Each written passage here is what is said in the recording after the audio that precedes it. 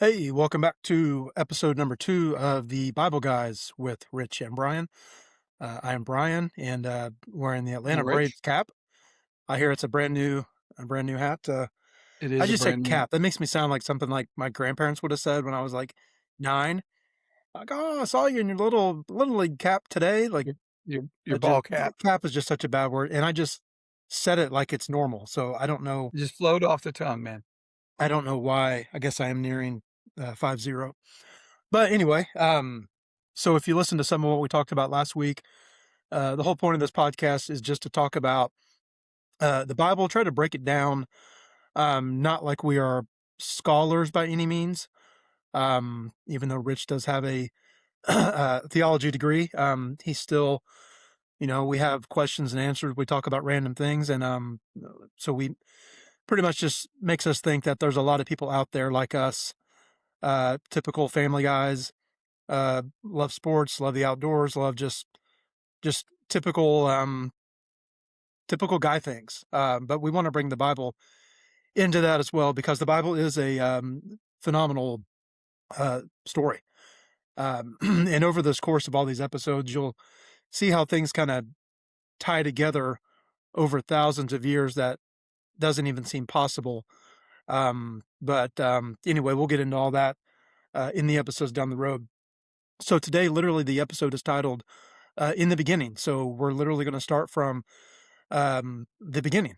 So would be Genesis, and just kind of talk about how this all came about, and hopefully spark some curiosity, some questions, and the main thing is hopefully it entices listeners to learn on their own, and take their own faith journey as we navigate this on a weekly basis. So, Rich, go ahead and kind of kick us off with your thoughts on creation and how everything, um, just all started from there. Yeah, a couple of things when you're looking at Genesis that I think people should understand is number one, we can have differing ideologies and opinions on the stuff in Genesis 1 and 2. Like there are lots of views about how things came into existence. There are some absolutes, right? In the beginning, God. That the Bible doesn't seek to explain God to you or like pitch the argument of God. It literally just says in the beginning God and then goes from there. But there are some arguments to be made for different, ideologies behind creation. Is it old earth, new earth, 7 literal days, 7 periods of time? Like there's a lot of different things in there. The cool thing about arguing those points is none of those things affect your salvation. You and I could differ on creation, 7 literal days of creation, let's say. And it wouldn't matter in the long run as far as we believe in Jesus, accepted Jesus, we, follow him, believe in the Bible, all that stuff. So that's the first cool thing about Genesis, especially is that there are a lot. I mean, we will eventually get to a bunch more uh, topics that have a lot of controversy around them. And all of those, it's cool to have if you have a different opinion than me, I mean, it's okay for other people to be wrong. I'm used to being right. So it's fine for people to have different opinions. The other thing about Genesis, I think people forget who, who wrote Genesis and when was Moses born? Way after creation. Yes.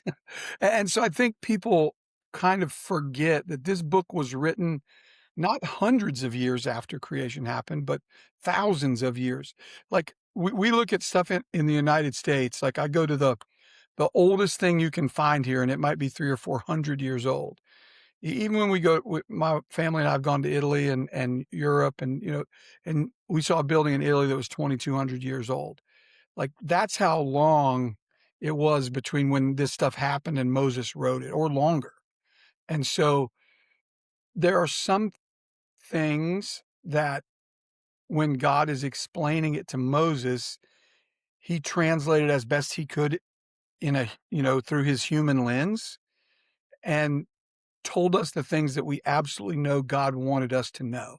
There's a lot of details inside of Genesis that were left out because you can't write a book that covers thousands of years in a readable format.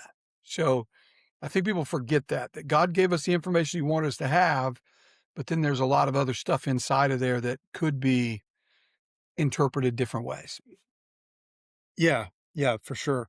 Um, so if you start with, the very first, in the beginning, like you said, in the beginning, God, um, created the heavens and the earth.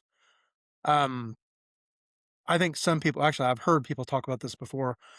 So the heavens, like, what do the heavens mean? Earth is obviously where he created, humans.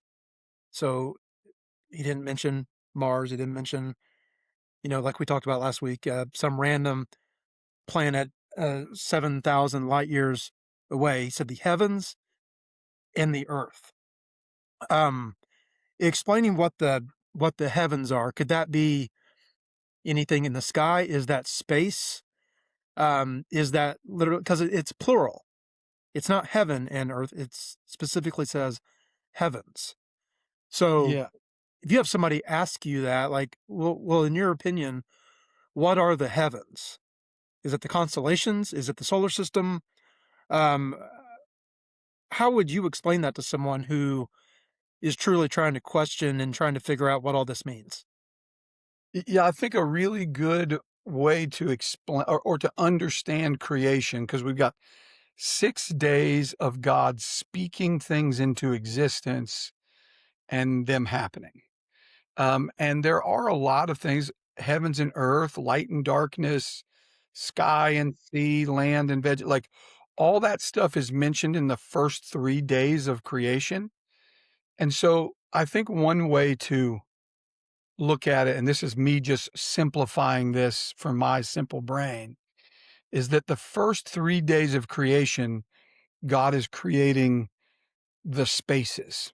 Like, almost look at it as a bunch of empty containers. Like God is creating, because there was nothing before this, right? That's the hard thing for our brains to wrap around. It's not that there was like a different thing.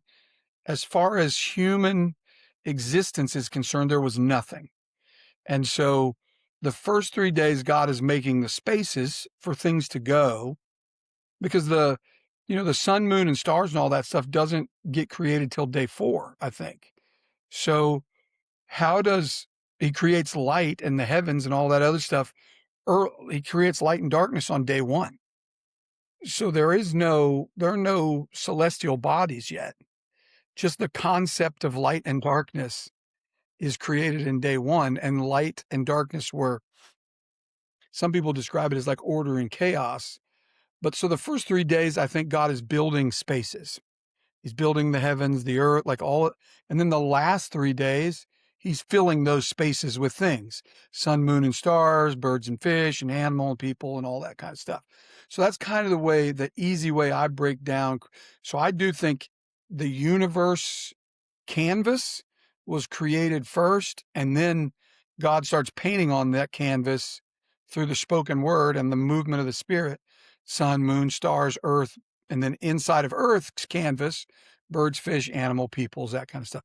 Is that's my simplified way of understanding it. Does that make sense? Yeah, yeah, I think it does. I remember I used to think like, well, why were humans like if we're so important, like why are we at the very end?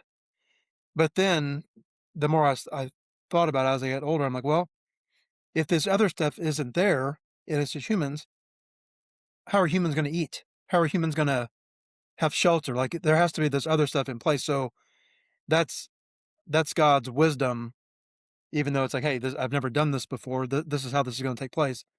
It wouldn't make sense to, light and darkness, separating earth and sky and the seas and land and all that, and then we're going to make humans. But it wouldn't make sense for humans to be there at that point because there's not the other stuff that need to be in place for the humans to sustain life if they didn't have those other things.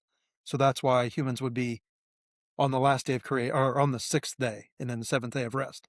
So that's how I understand why we would be on day 6 versus, day 2. Is that something have you thought of that before? Yeah, I mean, I feel like it's God saving his masterpiece for last, but I do think from a pure logistical standpoint, yeah, if you create this naked planet full of just rocks and water or whatever and throw Adam out there, uh, yeah, maybe he doesn't, handle that as well as being plopped down in the middle of a garden that has all the good things that God could give him. Of course, he screwed that up later, but, uh, so yeah, that both of those things I think make sense, right? That this is God's most important piece, so he's gonna show that off at the end, and then at the same time, yeah, just from a logistical standpoint, Adam needed food, water, shelter, all that stuff to survive. Yeah. Um, and this is such a, this topic, just the first chapter of Genesis could take easily probably 2 episodes very easily. Well, some Um, people build their whole lives around this topic, right? I mean, like, there are a yeah. lot of Christian scientists and, what's the name of the place down in Cincinnati, like the Ark ex or something? Oh, I yeah. can't. I know what you're talking about. Yeah, the guy, I Um, mean, like, they dedicate their entire life to just these few chapters. So, yeah. So, here's another thing to think about. So God created man, okay? And like we said, we don't know the timeline. Was it an hour later? Was it the next morning? Was it, whatever? Because like you said, time to us doesn't isn't the same thing as time to God. So, and it was like, oh, then God decided, man needed a helper and created woman. So did it's almost like at the beginning it was just going to be man, and then I think you could interpret if you wanted, you could interpret any number of ways, but I made man. Oh, you know what? I think I should build a I need to make a helper also. So it didn't just create a helper out of nowhere like from the dust as he talks about Adam, um, but said took a rib out of Adam and formed female, which was Eve. So I feel like you could almost take that as, oh, I realize now I should do this. Do you understand what I'm saying? Like yeah, it's almost like that some of the designs were as it was going, but my mind would always think, well, God always knows immediately what's going to be done. So why wasn't it just automatically man and woman from the start? yeah. I think some of that, so we know that God lives outside of time, right? He sees the beginning, the end, the middle, all play he's omniscient, omnipresent, immutable, he's all of those things, omnipotent, and so to think that God did not, like, that Eve just showed, like, in his mind, he's like, "Oh, yeah, by the way, as an afterthought, I'm gonna do this," which I know that's not what you're saying, I'm gonna get to my point in a very roundabout way. But think about in Moses's mind, how he cannot fully comprehend what it means to be omnipotent, omnipresent, all of those things. And so he is writing this probably in the best way he understands God's thought process. Um, I mean, it could be, I guess, again, this is something you can debate, that God watched Adam for like 2 weeks and he's like, yeah, he's going to die uh, if I don't give him some help. Like, I think that's possible. I remember when I was newly married, uh, no longer like under my mom and dad's roof. If my wife wasn't there to take care of me, maybe I would have died. I don't know. I certainly didn't know how to do dishes, laundry, uh, fix food, like all the things that my wife was great at right from the jump. So I think it's possible to look at it that way. But in reality, probably it is. Because remember later when Moses is writing about God repenting of making the Israelites and or, of creating that nation, and he kind of writes things in the best way that his brain understands it. And so I can imagine Moses being a man, looked at the scenario that God is showing him and go, "Oh, I understand this, that man needed someone to be a help or I think really that phrase is probably best like a companion, man didn't need to be alone. And we know that isolation is kind of, and you see it in the garden, even with the serpent, like isolation is, in my opinion, the devil's number one tool to undo mankind. Not any other, horrible vice that men can have, isolation and getting you alone is what ends up causing bad things to happen. So I think that's why Eve was made, and Moses wrote it the best way he understood it. That's just my best guess.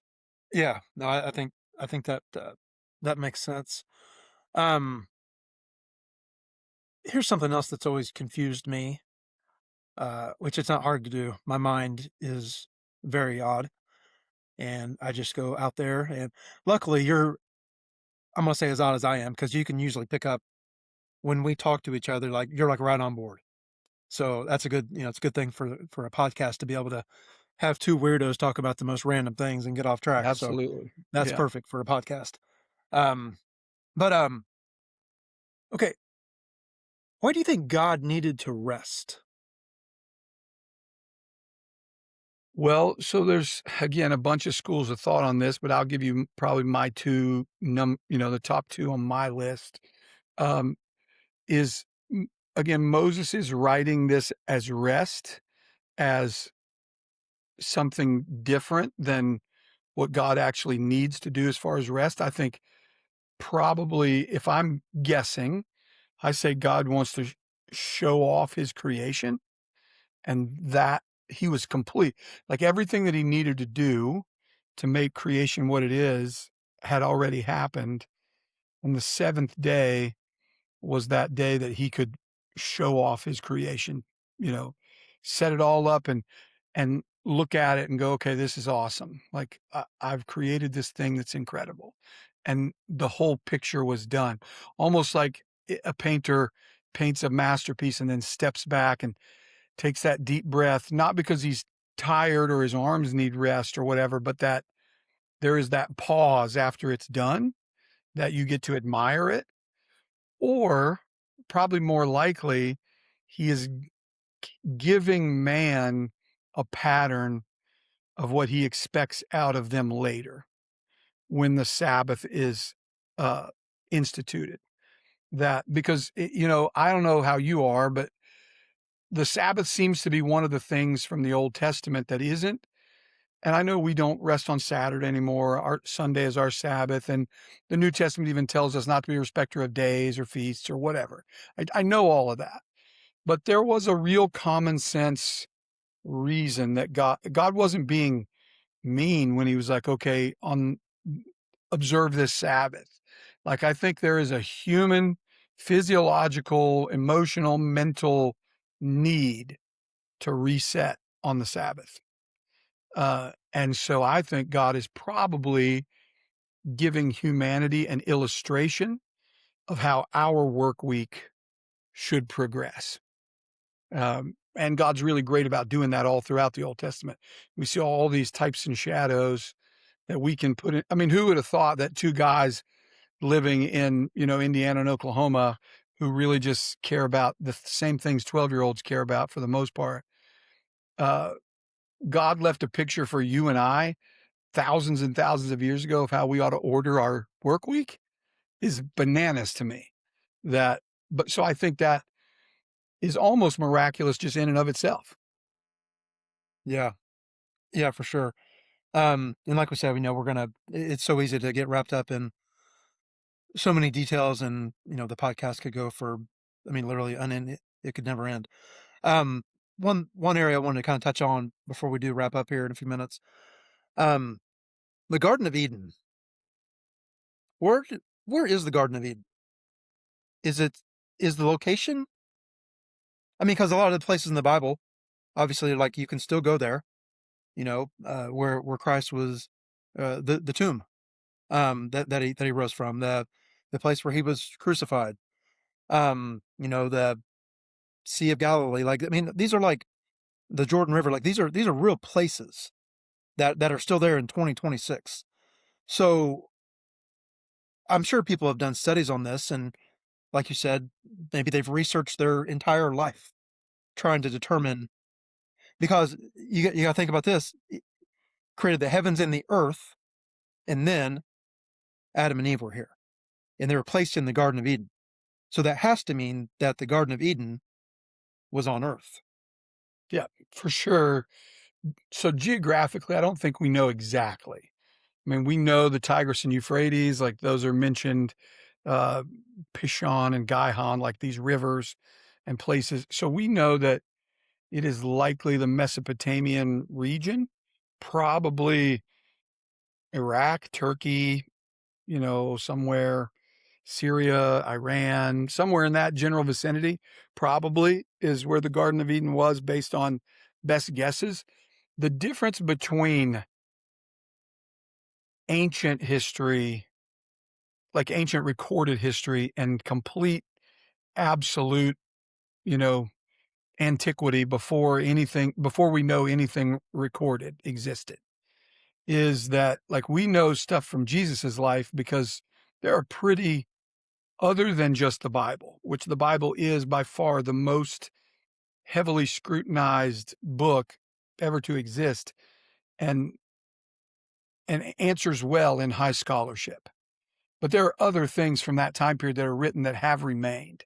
So we can know stuff that happened 2,000 years ago, stuff that happened 6, 7, 8, 10, however many, or even older if you're an old Earth person. Like none of that stuff exists at all.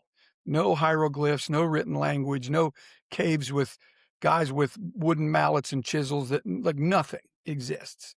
So to know exactly where it was is really difficult. The other difficult portion of that is the earth was perfect before the flood.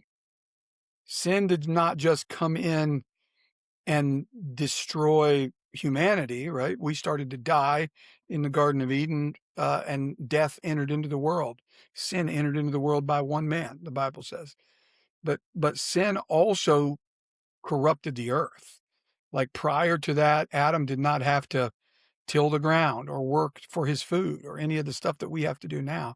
So likely a sin corrupted world followed by a flood, followed by thousands of years, make pinpointing where the Garden of Eden actually was nearly impossible.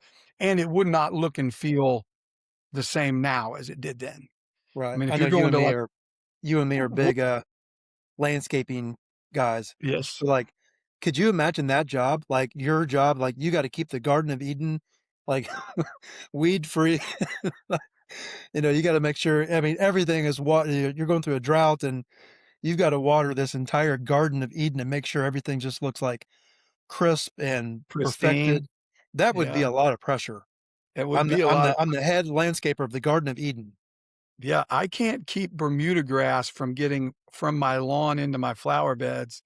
I'm not sure, yeah, how I would handle, and my hydrangeas are not even blooming this year. So they're green, but no bloom. So I can't imagine, yeah, the Garden of Eden Are job. are those the Here's ones? the other, Go ahead. Sorry. Go ahead. well, hydrangeas, yeah, they're the pom-pom ones. Like they're white or pink or I've got one white and a couple that come up pink, and they're beautiful. They just don't have any blooms. the My reason I said that hibiscus, is on the other because I hand, actually have one that is blooming already. yeah, I just don't have it. But anyway, so I'm going to bring up one more thing because I know we try to keep this under a certain amount of time so people will listen. But think about Adam also having to name all the animals in existence. Like the production that would take, and the miracle that had to happen naturally for like the lion to just walk up and sit down, like, okay, bro, what you gonna call me? And he's like, oh yeah, that's a lion. Like, you know, that process. I think I read somewhere that there are still like so many species of insect identified every year now that are brand new. And then we've had dozens of things like, or not dozens, hundreds and hundreds and hundreds of things go extinct over the years that were there at creation. So this like Brontosaurus walks up and he's like, just gives Adam a head nod and he's like, Brontosaurus. And he just walks off. Like, I don't know how it happened. It doesn't even matter how it happened, but it is fun to think about because I also believe we could talk about this another time, but I also for sure believe before the fall, animals could talk, like 100%. That's in my Really? brain. I've never Prove me heard anyone say wrong. that. Well, here's my reasoning for that is because when the snake if you walk out into your yard today and a snake pops his head up or a serpent pops his head up and he's like, "What's up, bro? How'd the twins do last night?"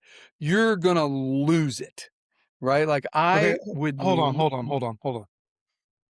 Number 1, if a snake pops its head up, I'm not gonna be there to talk to it. Number 2, if I was there to talk to it, um, I mean, yeah, I would be blown away that it spoke, but nothing would blow my mind more that if it knew I was a Twins fan. Like, but you're wearing a Twins t-shirt, man. that's okay, why would the snake know what this logo means? Like, see, this is Yeah, what he we do. might We just just get all so far off. But yeah. anyway, continue. I'm sorry. The snake spoke to Eve and reasoned with Eve, right? They had a conversation. She talked back. And they had a conversation. Neither Eve nor Adam was like, "Oh my God, the snake is spit." Like they didn't do that, right? They just talked They back wouldn't to the know, yeah, they wouldn't know to do it. It was just another creature. right. So it was just happening organically. And I feel like all of the stuff for Adam at the beginning where he had to name stuff and everything, like I just feel like that makes the most sense that the fall kind of destroyed all of that, but that's also completely quackers. I know that to believe that. Like I understand it, but if you think about it, my theory makes more sense than believing that the snake only ever talked that one time because I feel like that doesn't make sense in the context of it. Yeah. I guess I always thought of that as like, that was Satan talking through the serpent. It Um, probably it might have I mean, been. obviously it was, but I guess that I never thought about the whole, yeah, the deer talks to, Adam and says, "Hey, put your gun, put your 12 gauge down, don't shoot me." Or s- I think They're like, that's what a deer would say if now, she yeah, met him. correct. Now it would. Um, I got one more thing on this, on the whole creation thing, and I've said this to you before. It's probably been a year since I've mentioned this. But you have to think, if we're talking about creation and God, everything God does is perfection, right? You would say nothing ever looked better. The garden was as good as it could be. The sky was as brilliant as could be. I mean, wouldn't Adam and Eve have to be the most attractive humans who have ever been created? I mean, I think they were human perfection. Yeah, I mean, I think that's true. Now, attractive men and women's version of what attractive is and God's that all of that could be argued, right? But there was I also, you hear that thing like humans only use 10% of their brain now.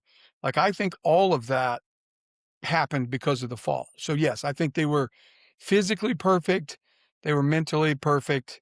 They clearly were not, they had some gaps in their learning, which is kind of crazy that Adam was the one God told and Eve was the one that the devil talked to. And so it really means that Adam was probably not a very good communicator of the truth because she said God said not to eat it or even to touch it when that's not what God said. God said, don't eat it. And so it is interesting that the devil attacked the person who had the secondhand knowledge and communicating what God said was where Adam failed. So anyway, yes, there's a million things about this passage that we could talk about, but I do think you're right. I think they were probably human perfection in every way. Yeah, so yeah, I think it's a good place to wrap up. We're coming up on 30 minutes here. So um next week I think we'll just kind of pick back up and go right into basically the fall of man. I think that would be the natural place for us to continue. And obviously, we're not going to go verse by verse for, 66 books. But we are going to touch on, some key stories and places that we believe people could maybe they want some more understanding on it, things like that. So anyway, thanks for listening. You've been listening to the Bible Guys with Rich and Brian, and we're out.